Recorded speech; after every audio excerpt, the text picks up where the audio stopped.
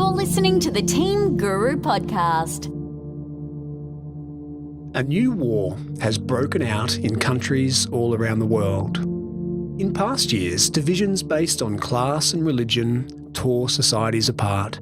But this new factionalism is based on something we've rarely seen before.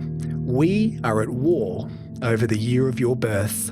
Intergenerational anger is growing across the developed world. A recent poll of Americans found that 51% of millennials blame the baby boomers for ruining their lives. The reason for the seething anger can be explained with some statistics. Millennials have about half as many assets as baby boomers did at the same point in their lives. Median income has declined for 25 to 34-year-olds by 20% over the last 30 years. The cost of a post-secondary education has exploded as well. Adjusted for inflation, baby boomers paid between $0 and $1,000 per year for university. Today, that price is $10,000, saddling millennials with an average debt of $16,000. This can help explain the massive difference in voting patterns between these two generations. In Australia, 70% of baby boomers vote Conservative. For millennials, it's exactly the reverse. 70% vote Labor. There has never been that stark of a difference in generational voting habits, and that difference is being reflected in the policies governments are implementing. Australian Prime Minister Malcolm Turnbull has passed consecutive federal budgets that heavily favour wealthy boomers over poorer millennials.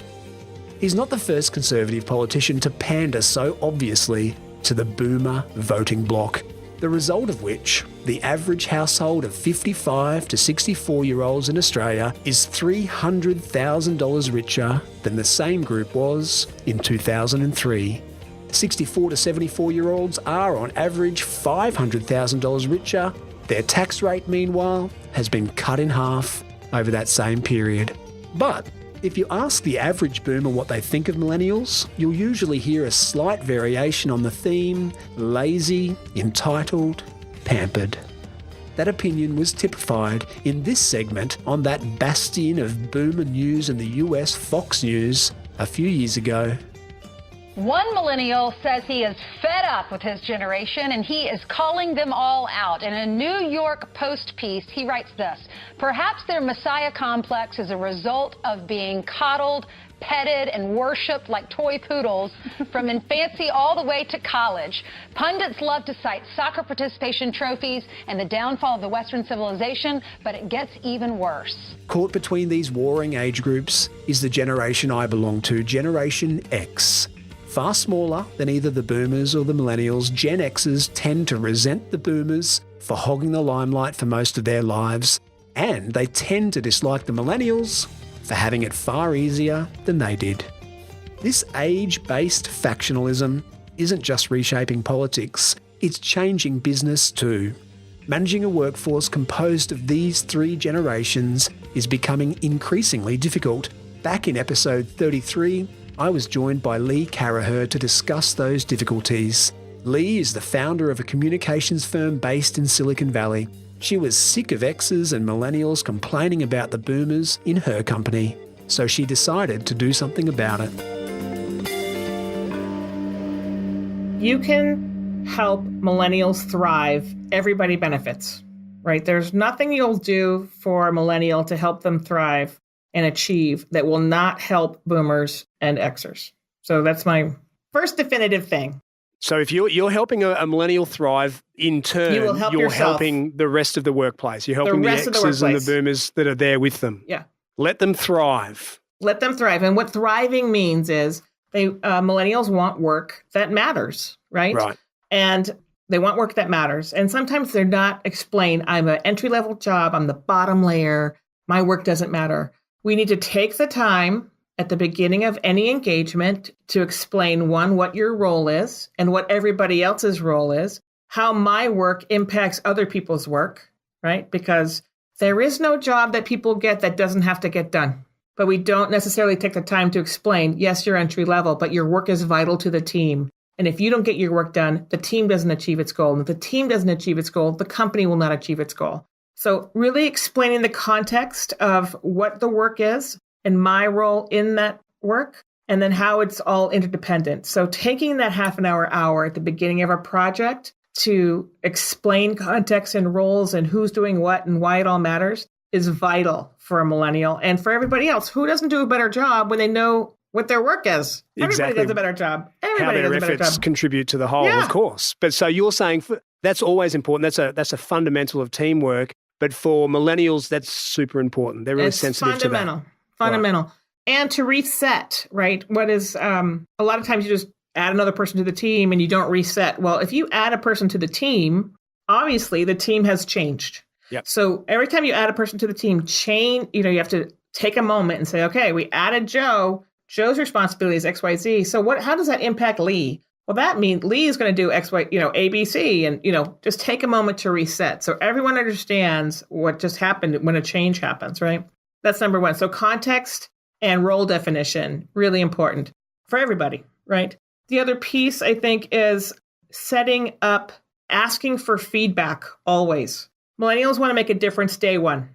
I'm here to make a difference. I only want work where I matter and I can be a part of the team. It's sort of like being on a rowing team, right? If the one person in the middle doesn't row, the boat goes around in a circle, right? They're used to having an equal weight in the rowing. And so when you're thinking about that, it's what can I do to make sure that the skill set is there and all that kind of thing, right?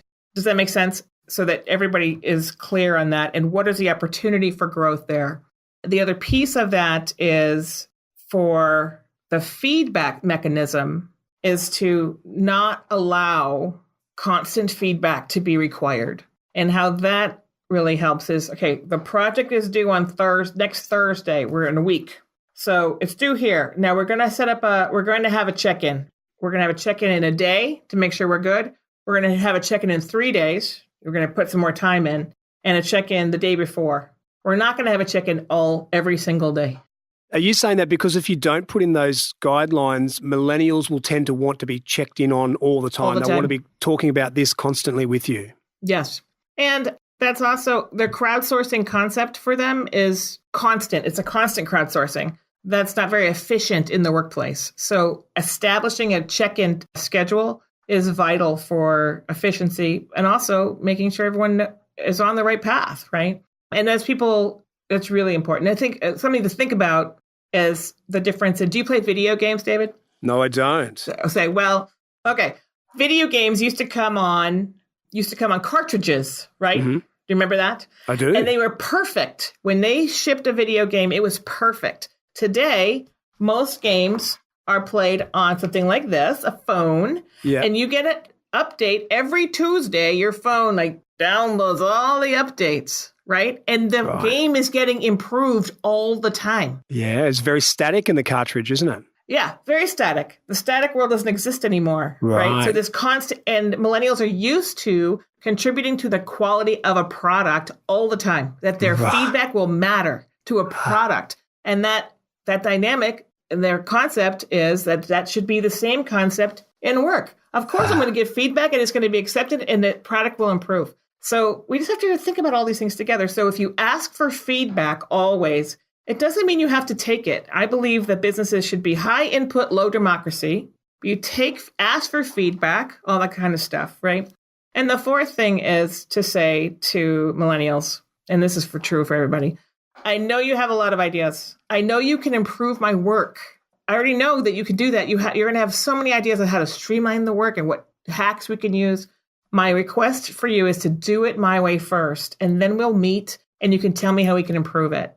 But if you just come in day one and say, I have a lot of ideas, I'm not going to do it this way, all you're doing is putting everyone else's back up and saying, you're not going to honor all the work I've done to create this process. Well, there's a reason we do this way, right? So if you say to anybody on your team, please do it my way first, and then we'll improve it, that says to the person, one, I'm going to have an opportunity to input. I'm going to have an opportunity to improve. And then at the same time is honoring the person who is assigning the work. Geez, that's a great piece of advice, Lee. That's so simple, but really well put. All right, well, what about the millennials then? What can they do to meet us halfway along the bridge? Yeah, which is my book, which you have read, right?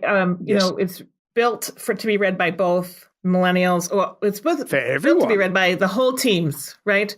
Both sides, because not one side can carry this ball. And I think that sometimes that's really the problem with business books is that, management goes off and reads something and then comes back with all new ideas and the other people are going, what the hell just happened to the vocabulary? So the millennial, I think, can do many things. One is can wait their turn in terms of, I would like to talk to the CEO after I have 30 days under my belt, or I want to talk to that manager after I have 30 days under my belt. So I have something, a contextual to say, number one. Number two is not to just dive in and try to fix everything day one. You're going to see so many ways you can make a difference. Oh my goodness, you are, right? But just to take a moment and then, do something their way and then come back. I have some ideas on how we can streamline. The third piece is I always ask everybody to find a mentor within the organization as soon as you can. And a mentor who's at least 5, 6, 7 years older than you. Because that frame of reference, particularly, 5, 6, 7 years is a long time right now. It didn't used to be 7 years didn't used to be a long time. It is a long time today. And then with that mentor and mentee to exchange reading lists. So what are the things I read every day? What are the things you read every day? And if we can just exchange reading lists, you get an idea of how people are informed. Jeez, that's a great idea. Because we all, there are different news services or feeds that each generation, gets on and that they like, right? Yep. And if you could just exchange the sources just for a month, you're going to have a different point of view, like, oh my gosh, who knew these things, right? And you see this, and there's just a lot more informing each other that can happen. That's a great piece of advice, Lee. I love that one. Right. Those 3 things for a millennial. And then the last piece is to ask questions, come with a set of questions like, how are documents, so I say I have to give you a draft. What does that look like? How do you want it? To ask those questions so you know what format people want. Or to say things like, how do things get approved here? Because you may not be able to see all the interdependencies. So if you ask a lot of questions, sort of those unspoken rules that are in a culture, if they're not told to you, you'll never know.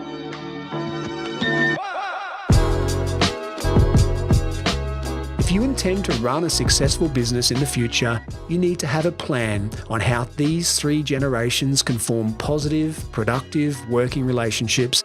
Being able to manage these generational rifts is one of the biggest challenges facing businesses and nations in the 21st century. But the old hating the young and vice versa is nothing new. 2,500 years ago, Aristotle wrote, "Young people are high-minded because they have not yet been humbled by life, nor have they experienced the force of circumstances." I guess some things never change. I hope you enjoyed this bite-sized portion of the Team Guru podcast. I'll be back next week as I continue my mission to bring to life the theory and principles of leadership. This is David Frizzell for Team Guru. Bye for now.